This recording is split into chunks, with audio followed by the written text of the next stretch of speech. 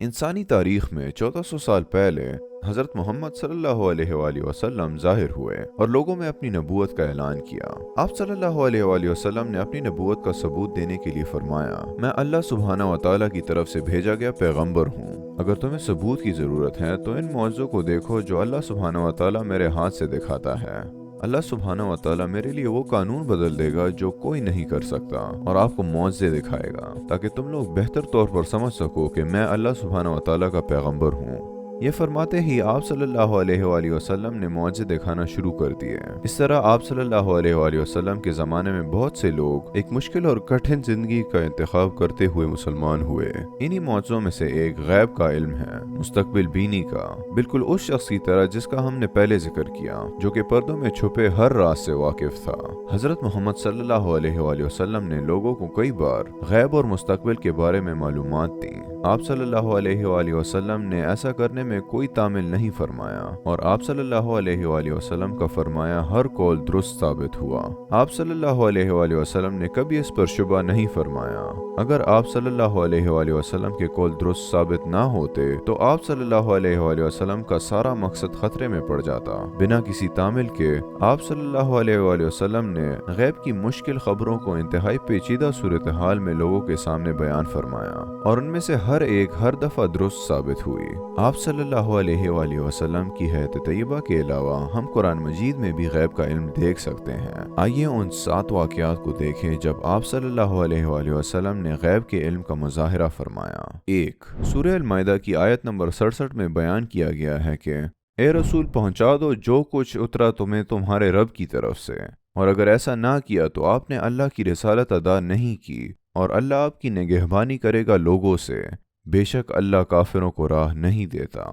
اس آیت میں واضح طور پر بتا دیا گیا ہے کہ اللہ سبحانہ و تعالیٰ کے رسول صلی اللہ علیہ وآلہ وسلم محفوظ رہیں گے، اور آپ صلی اللہ علیہ وآلہ وسلم کی جان کو خطرہ نہ ہوگا، اور بین ایسا ہی ہوا۔ اگر ہم آپ صلی اللہ علیہ وآلہ وسلم کے دور نبوت کو دیکھیں، آپ صلی اللہ علیہ وآلہ وسلم نے صحیح معنوں میں پوری دنیا کی رہنمائی فرمائی۔ آپ صلی اللہ علیہ وآلہ وسلم 23 سال تک بطور نبی حیات رہے۔ آپ صلی اللہ علیہ وآلہ وسلم نے خاص طور پر اپنے آبائی قبیلوں کی رہنمائی فرمائی۔ آپ صلی اللہ علیہ وآلہ وسلم نے فرمایا کہ جس چیز کو تم لوگ بطور مذہب اتنا اہمیت دیتے ہو، اس کی در حقیقت کوئی اہمیت نہیں ہے۔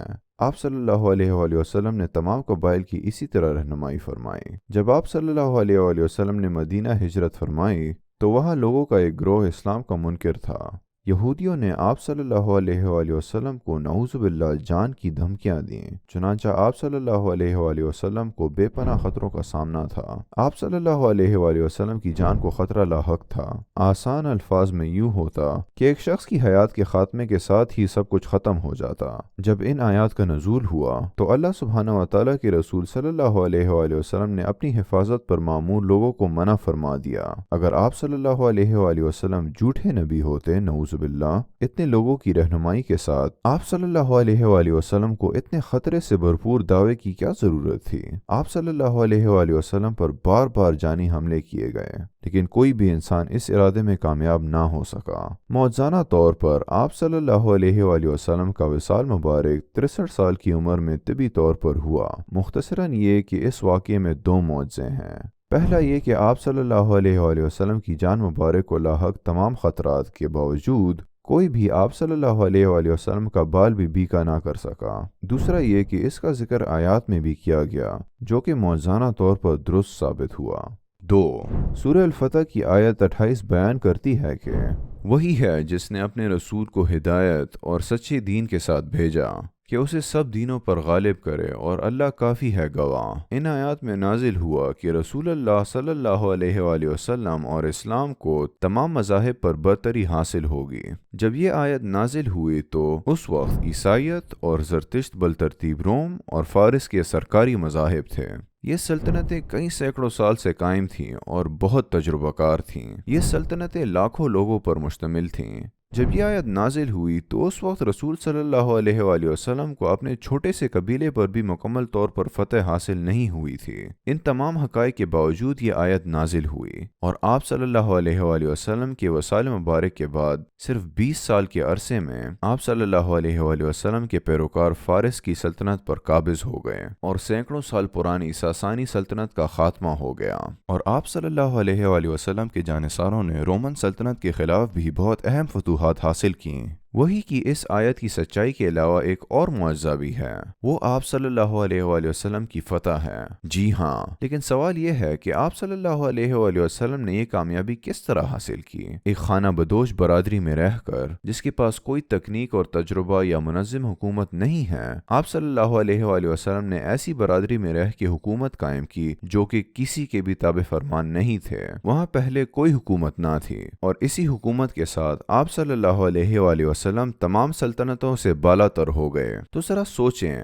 ہم آج کے دور میں اس کا موازنہ کیسے کر سکتے ہیں؟ مثال کے طور پر آپ خانہ بدوش کو دیکھیں، ان کی کچھ عادات پیدائشی ہوتی ہیں، ہے نا؟ ان میں کچھ الگ خصوصیات ہوتی ہیں، مثلا ضدی پن، بغاوت اور نافرمانی وغیرہ۔ اب اگر کوئی بندہ آتا ہے اور ان کو منظم کر کے ایک باقاعدہ حکومت قائم کرتا ہے، اور پھر وہ حکومت دوسری کئی حکومتوں پر غالب آ گئی، کیا کسی نے سوچا ہوگا کہ یہ ممکن تھا؟ نہیں۔ چنانچہ ان خانہ بدوشوں کے لیے کسی نے ایسا سوچا بھی نہ تھا اور نہ ہی کوئی ایسا کر سکا، لیکن پھر ایک مرد مومن رحمت للعالمین صلی اللہ علیہ وآلہ وسلم نمودار ہوئے، جو کہ انہی میں سے تھے۔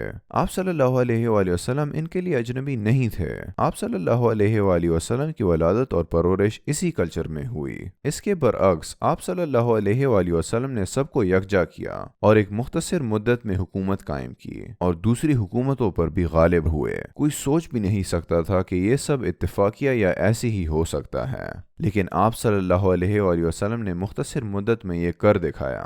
3 سورہ المسد میں بیان کیا گیا ہے کہ ابو لہب کے دونوں ہاتھ ٹوٹ گئے اور وہ خود ہلاک ہو گیا، نہ تو اس کا مال اس کے کام آیا اور نہ اس کی کمائی۔ وہ عنقریب بھڑکنے والی آگ میں جائے گا اور اس کی بیوی بھی جائے گی جو لکڑیاں ڈھونے والی ہے۔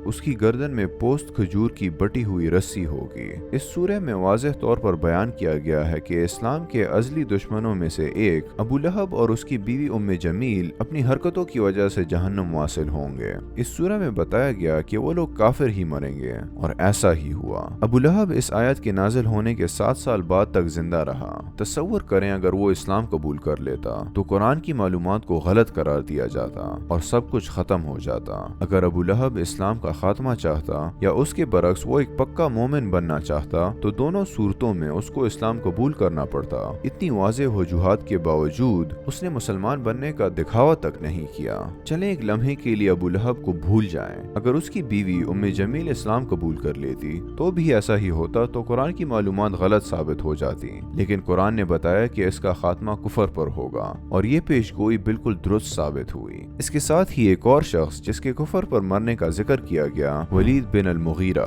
اس کا ذکر سورہ مدثر میں آیت نمبر 11 اور 26 کے بیچ کیا گیا ہے۔ بیان ہے کہ وہ جہنم واصل ہوگا۔ اگر ابو لہب اور اس کی بیوی مسلمان نہ ہوتے اور ولید بن المغیرہ ہو جاتا تو پھر وہی بات ہوتی اور اسلام کا تمام مقصد ختم ہو جاتا، تاہم وہ مسلمان نہیں ہوا اور آیت کا بیان سچ ثابت ہوا۔ ایک اور عجیب بات یہ ہے کہ اور بھی بہت سے لوگ تھے جو کہ پہلے اسلام کے سخت دشمن تھے اور بعد میں مسلمان ہو گئے، لیکن اس طرح سے ان کا ذکر کسی بھی آیت میں نہیں آیا اور نہ ہی کسی کو جہنم کی وعید ہوئی۔ تو کہا جا سکتا ہے کہ کوئی تھا کہ جو مستقبل کی خبر رکھتا تھا اور کم از کم ان 3 مواقع پر ان تینوں لوگوں کا مقدر بتا رہا تھا۔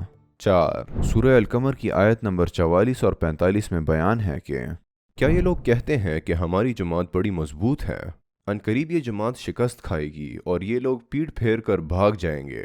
یہ آیات بتا رہی ہیں کہ مسلمانوں کی جماعت بہت جلد بت پرستوں کو شکست دے گی، لیکن جب ہم ان آیات کے نزول کا دور دیکھتے ہیں تو اس دور میں آپ صلی اللہ علیہ وآلہ وسلم کے پاس کوئی آرمی نہیں تھی۔ مسلمان ایک بہت ہی مختصر گروہ پر مشتمل تھے۔ ان میں سے زیادہ تر مسلمان بت پرستوں کے مظالم کا شکار تھے۔ اس کے باوجود یہ آیات نازل ہوئیں اور غزوہ بدر میں جہاں مخالفین کی تعداد مسلمانوں سے 3 گنا زیادہ تھی اور وہ رسد اور اسلحہ کے لحاظ سے بھی بالا تر تھے، پھر بھی مسلمانوں کی فتح ہوئی اور بت پرست پیٹ پھیر کر بھاگ کھڑے ہوئے۔ تو ایسے غیر یقینی اور کٹھن حالات میں بھی ان آیات نے غیب کے علم کے بارے میں جو معلومات دیں وہ درست تھیں۔ قرآن مجید میں اس طرح کی بے شمار مثالیں موجود ہیں جو کہ علماء کی شرح کی کتابوں میں بھی آپ کو مل جائیں گی۔ قرآن کے علاوہ بھی رسول اللہ صلی اللہ علیہ وآلہ وسلم کی غیب کی علم کی مثالیں حدیث کی صورت میں موجود ہیں۔ ہم قرآن میں واضح نشانیاں دیکھتے ہیں کہ اللہ سبحانہ و تعالیٰ اپنے نبی کو مستقبل کے بارے میں آگاہ کرتے ہیں۔ مثلاً جب حضرت یوسف علیہ السلام قید خانے میں تھے اور آپ نے قیدی سے بات کی تو یہ گفتگو آیت میں بھی بیان کی گئی ہے۔ حضرت یوسف علیہ السلام نے فرمایا کہ جو کھانا تم کو ملنے والا ہے وہ آنے نہیں پائے گا کہ میں اس سے پہلے تم کو اس کی تعبیر بتا دوں گا۔ یہ ان باتوں میں سے ہے جو میرے پروردگار نے مجھے سکھائی ہیں۔ ہم قرآن مجید کی اس جیسی دوسری آیات سے بھی یہی نتیجہ اخذ کر سکتے ہیں۔ اللہ سبحانہ و تعالیٰ مستقبل کی خبر دے رہا ہے کیونکہ وہ جسے چاہے اس کو عطا کرتا ہے۔ نمبر 5، رسول صلی اللہ علیہ وآلہ وسلم نے اپنی حیات مبارکہ میں مختلف بادشاہوں کو خطوط بھیجے اور ان کو اسلام کی دعوت دی۔ انہی میں سے ایک ایران کا بادشاہ تھا۔ جب خط اس کو پڑھ کر سنایا جا رہا تھا تو خسرو پرویز نے قاصد سے خط چھین لیا اور متن پورا ہونے سے پہلے ہی اسے پھاڑ دیا اور قاصد کو برخاست کر دیا۔ قاصد واپس مدینہ پہنچا اور رسول صلی اللہ علیہ وآلہ وسلم کو پورا ماجرا سنایا۔ پھر رسول صلی اللہ علیہ وآلہ وسلم نے دعا فرمائی کہ اللہ سبحانہ و تعالیٰ اس کی بادشاہت کے ٹکڑے ٹکڑے کر دے، اور یہی دعا اس کی بربادی کا سبب بنی، لیکن اس پر ہم بعد میں گفتگو کریں گے۔ پھر خسرو نے یمن کے گورنر بازان کے ذریعے آپ صلی اللہ علیہ وآلہ وسلم کو لانے کا حکم دیا۔ پھر رسول اللہ صلی اللہ علیہ وآلہ وسلم نے ان قاصدوں کو جو آپ صلی اللہ علیہ وآلہ وسلم کو لینے آئے تھے یہ اطلاع دی کہ خسرو پرویز اپنے بیٹے شیرویا کے ہاتھوں مارا جائے گا۔ جس رات یہ ہونا تھا آپ صلی اللہ علیہ وآلہ وسلم نے وہ وقت بھی بتا دیا۔ تو ایسا شخص جسے ہتھیار ڈالنے کا کہا گیا اور وہ آگے سے انتہائی سنجیدگی کے ساتھ ایسا جواب دے تو قاصدوں نے سوچا کہ وہ اس بات کی رپورٹ اپنے گورنر کو دیں گے اور چلے گئے۔ انہوں نے گورنر بازان کو جا کر یہی بات بتائی۔ جب گورنر بازان نے یہ خبر سنی تو وہ بہت حیران ہوا۔ اس کے نقطہ نظر سے ایک ایسا شخص جس نے نبوت کا دعویٰ کیا بالکل ایسا ہی کچھ کہتا۔ لہٰذا حالات پر غور کرنے کے بعد انہوں نے اس مخصوص دن اور رات کا انتظار کرنے کا فیصلہ کیا کہ اگر آپ صلی اللہ علیہ وآلہ وسلم نبی نہیں ہیں تو یہ سب سچ نہیں ہوگا، لیکن اگر یہ خبر درست ثابت ہوئی تو گورنر کو آپ صلی اللہ علیہ وآلہ وسلم کی نبوت پر کوئی شبہ نہ رہے گا۔ آگے کیا ہوا؟ ٹھیک اسی دن اور رات کو جیسا کہ نبی صلی اللہ علیہ وآلہ وسلم نے فرمایا، شیرویا نے اپنے باپ خسرو کو قتل کر کے تخت و تاج پر قبضہ کر لیا۔ جب گورنر بازان تک یہ خبر پہنچی تو وہ حیران ہوا اور کہنے لگا یہ کسی حکمران کے الفاظ نہیں ہیں، یہ شخص واقعی نبی ہے جیسا کہ دعویٰ کرتا ہے۔ اور پھر بازان مسلمان ہو گیا اور اس کی دیکھا دیکھی صنعا کے لوگوں نے بھی اسلام قبول کر لیا۔ اور اگر آپ نے نوٹ کیا ہو تو اس واقعے میں ایک اور معجزہ بھی ہے۔ خسرو نے جب خط کے ٹکڑے کیے رسول اللہ صلی اللہ علیہ وآلہ وسلم نے اللہ سبحانہ و تعالیٰ سے دعا فرمائی۔ آپ صلی اللہ علیہ وآلہ وسلم نے کیا فرمایا تھا کہ اللہ سبحانہ و تعالیٰ اس کی بادشاہت کے ٹکڑے ٹکڑے کر دے۔ چنانچہ اللہ سبحانہ و تعالیٰ نے خسرو کو اسی کے خونی رشتے سگے بیٹے کے ہاتھوں مروا دیا، اور نبی اکرم صلی اللہ علیہ وآلہ وسلم کی رحلت کے 20 سال بعد شیرویا کو بھی سعد بن ابی وقاص رضی اللہ تعالیٰ عنہ کے ہاتھوں اپنی سلطنت سے محروم ہونا پڑا۔ ایک اسلامی ریاست نے وہ جگہ فتح کر لی اور پارسی لوگ اسلامی حکومت کے زیر اثر آ گئے۔ ان سب باتوں کا عینی گواہ یمن کا گورنر بازان تھا، جس نے ان واقعات کی بدولت اپنی سب سے قیمتی چیز یعنی اپنا مذہب بدل ڈالا اور مسلمان ہو گیا۔ مزید یہ کہ اس کے قاصد اور رسول اللہ صلی اللہ علیہ وآلہ وسلم کے صحابہ کرام بھی اس صورتحال کے گواہ تھے۔ یہ واقعہ ہمیں تاریخ میں بھی ملتا ہے۔ تو کیا ایسا ممکن ہے کہ لوگوں کی ایک بڑی تعداد جھوٹی بات پر اڑ جائیں؟ اور اگر وہ لوگ رسول اللہ صلی اللہ علیہ وآلہ وسلم کے صحابہ تھے اور جس کے بارے میں جھوٹ بولتے وہ ایک نبی تھے، یہ قطعی ممکن نہیں ہے کہ ایسے لوگ کسی جھوٹی بات پر یکجا ہو جاتے، کیونکہ اگر کسی کو صحابہ کرام رضوان اللہ علیہ مجمعین کے بارے میں تھوڑا سا بھی علم ہے تو وہ جانتا ہے کہ وہ اپنی جان، اپنا مال، سب کچھ رسول اللہ صلی اللہ علیہ وآلہ وسلم، اسلام اور سچائی پر قربان کر دیں گے۔ اگر انہیں جھوٹ بولنا ہوتا تو وہ اس طرح اپنی جان و مال قربان نہ کرتے۔ چنانچہ ان لوگوں کی خلوص کا معیار اتنا بلند تھا کہ انہوں نے آپ صلی اللہ علیہ وآلہ وسلم کے مقصد کی خاطر سب قربان کر دیا۔ تو یہ بات یقینی ہے کہ ان میں سے کسی نے بھی رسول اللہ صلی اللہ علیہ وآلہ وسلم کے بارے بارے میں دروغگوئی نہیں کی۔ فرض کریں کہ ان میں سے کوئی ایک رسول اللہ صلی اللہ علیہ وآلہ وسلم کے بارے میں دروغگوئی سے کام لیتا تو بلا شبہ دوسرے صحابہ کرام رضوان اللہ علیہم اجمعین جو اس کے گواہ تھے وہ خاموش نہ رہتے، وہ اس پر اعتراض کرتے۔ ایک اور بات، ایک مشہور حدیث ہے، رسول اللہ صلی اللہ علیہ وآلہ وسلم نے فرمایا، مجھ پر جھوٹ نہ باندھنا، اور جو کوئی مجھ پر جان بوجھ کر جھوٹ باندھے گا وہ یقیناً جہنم میں جائے گا۔ ظاہر سی بات ہے کہ جو صحابہ کرام اس حدیث سے واقف تھے وہ آپ صلی اللہ علیہ وآلہ وسلم کے بارے میں جھوٹ بولنے کی ہمت کبھی نہیں کریں گے۔ 6.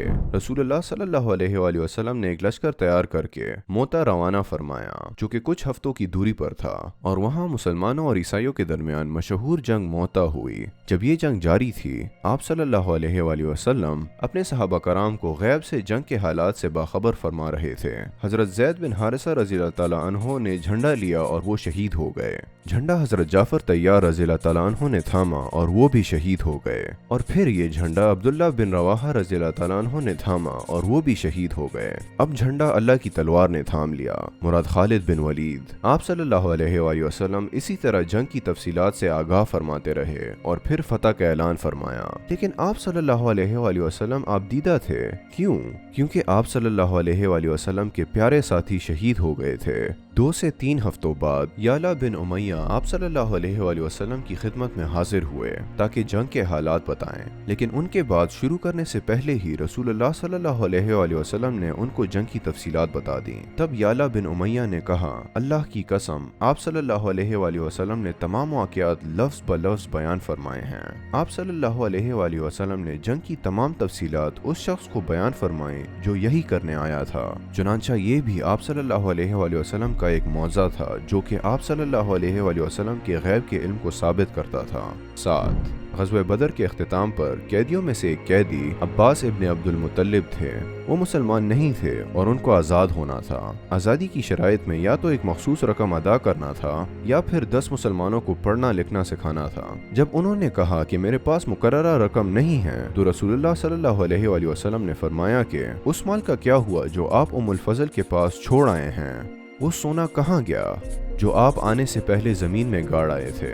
آپ نے کہا تھا کہ اگر مجھے کچھ ہو جائے تو اسے میرے بیٹوں میں تقسیم کر دینا، میں تمہیں اپنے بعد مالداری میں چھوڑ رہا ہوں۔ یہ جواب سن کر حضرت عباس رضی اللہ تعالیٰ عنہ حیران رہ گئے اور فرمایا کہ یہ راز تو صرف مجھے اور میری بیوی کو معلوم ہے۔ اور پھر آپ رضی اللہ تعالیٰ عنہ سمجھ گئے کہ رسول اللہ صلی اللہ علیہ وآلہ وسلم کو غیب سے معلوم ہوا ہے، اور آپ رضی اللہ تعالیٰ عنہ کو آپ صلی اللہ علیہ وآلہ وسلم کی نبوت میں کوئی شبہ نہ رہا، اور آپ رضی اللہ تعالیٰ عنہ نے اسی وقت گواہی دی اور مسلمان ہو گئے۔ اس بات کا مشاہدہ ایک عظیم لشکر نے کیا۔ جب انہوں نے حضرت عباس رضی اللہ تعالیٰ عنہ سے پوچھا، آپ اپنا مذہب تبدیل کر کے مسلمان کیوں ہوئے اگرچہ آپ کو اس کی ضرورت نہ تھی؟ آپ رضی اللہ تعالیٰ عنہ نے جواب دیا، میں نے رسول اللہ صلی اللہ علیہ وآلہ وسلم کا ایک معجزہ دیکھا، اس لیے میں مسلمان ہو گیا۔ اسی طرح اور بہت سے لوگوں نے رسول اللہ صلی اللہ علیہ وآلہ وسلم کے معجزوں سے متاثر ہو کر اپنا مذہب تبدیل کیا اور ایک مشکل اور پیچیدہ زندگی کا انتخاب کرتے ہوئے مسلمان ہو گئے۔ ان تمام واقعات سے انکار ممکن نہیں ہے۔ آپ اسے اس طرح سمجھنے کی کوشش کریں، جب ہم کچھ دھاگوں کو ایک ساتھ باندھتے ہیں تو ایک مضبوط رسی بنتی ہے، بالکل جہاز کے بادبان کی طرح جس کو مضبوط بنانے کے لیے رسیوں کو آپس میں باندھا جاتا ہے۔ اسی طرح اگر ہم ان 7 معجزوں کو لیں جن کا ذکر ہم نے کیا اور بہت سے وہ معجزے جن کا ہم نے ذکر نہیں کیا، ان سب کو ایک مضبوط دھاگے کی مانند لیں اور ان دھاگوں کو آپس میں باندھ لیں تو ہمیں ایک ایسی رسی ملے گی جسے کوئی طاقت نہیں توڑ سکتی۔ چنانچہ یہ اس سلسلے کی ایک مضبوط کڑی ہے جس کا انکار کوئی توجیہ نہیں کر سکتی۔ وہ لوگ جو اس سارے معاملے کو اچھی طرح سمجھنے کے لیے بےتاب ہیں، ان کے لیے ثبوت کا ایک حصہ ہی کافی ہے۔ ملتے ہیں اگلی ویڈیو میں۔ اللہ حافظ۔